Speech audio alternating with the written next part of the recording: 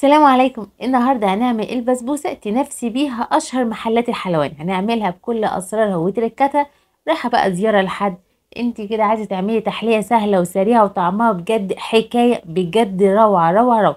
هنعرف كل اسرارها وهنعملها كمان بالقشطه، واقول لكم ازاي نعملها بالقشطه اللباني كمان. بجد مش خطيره، روعه روعه روعه ومرمله، يعني ترميله بجد خطيره. شايفين الجمال؟ مش حاجه فاخر من الاخر، بجد خطيره.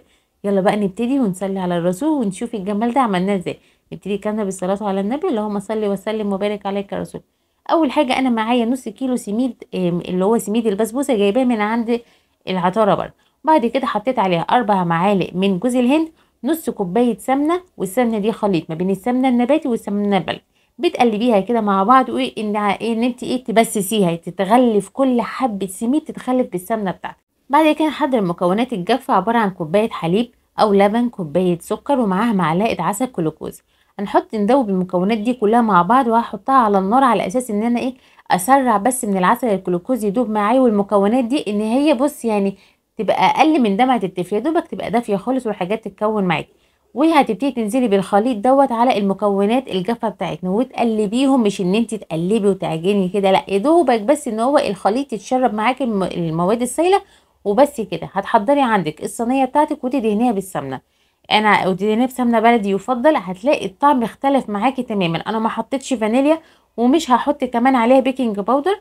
هقول لكم بقى ليه انا ما حطيتش عليها بيكنج باودر، وهتنفش معانا وبصوا هتقب. المهم ان احنا بصي هتنزلي كده اسير ومش هتحتاج اي حاجه، دوبك هتلفيها كده وتربيها كده، تخبطيها خبطتين هتلاقيها اتسوت معاكي.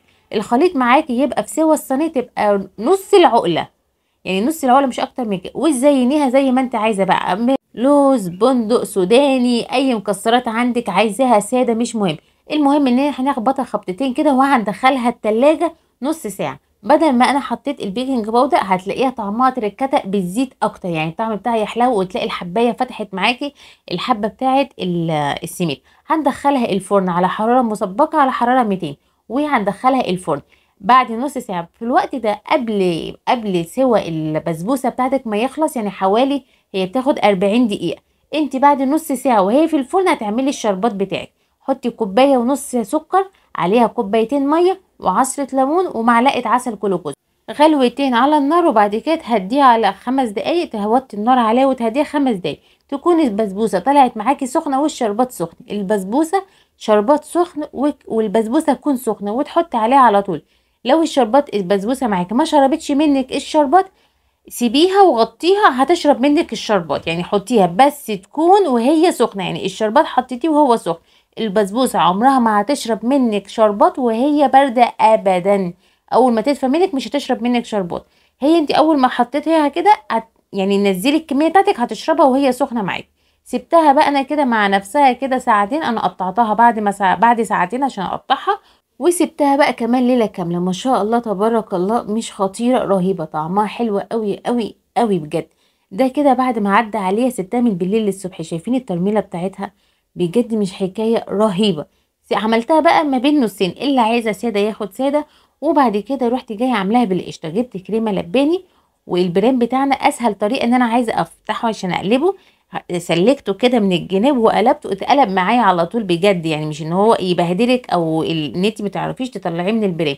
انا بس كده يعني سلكته من الجناب وجيت قلبته على طبق، فاتقلب معايا على طول وطلعت معايا بكل سهوله. وبعد كده عايزه احط، انا مش عايزه احط خليطه يعني الكريمه اللي انا بعملها اللي بالقشطه واللبن وكده، انا عايزه اعمل كريمه لباني صافي هي اللي احطها. فرحت جايه بقى بالسكينه كده وفتحتها كده من النص بالظبط بسهوله معاكي. وبجد يعني الشربات مادام معاكي مظبوط عمرها ما تفرول منك ابدا، طول ما الشربات بتاعها مظبوط.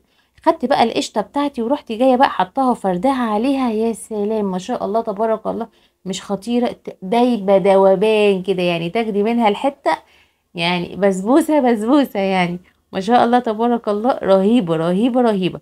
واحلى حاجه تاخديها بجد انت عاملاها في البيت، وتاخديها في مناسبه رايحه زياره لأولادك. طبعا رمضان كل سنة وانتم طيبين. على الأبواب، ما ينفعش من غير البسبوسة والحلويات. لكل عشاق البسبوسة والحلويات الشرقية يجمعوا في الفيديو ده، ما يسيبوهوش. كل تركاته موجودة فيه، بجد مش خطير، ما شاء الله تبارك الله، تحفة تحفة تحفة. شايفين الجمال؟ خطيرة بجد. بألف هنا وصحة عليكم. لو عجبكم الفيديو والطريقة ما تنسوش تدعمونا بالاشتراك في القناة واللايك والشير. اشوفكم ان شاء الله في فيديو جديد ووصفة جديدة من قناة لمة العيلة، والسلام عليكم ورحمة الله وبركاته.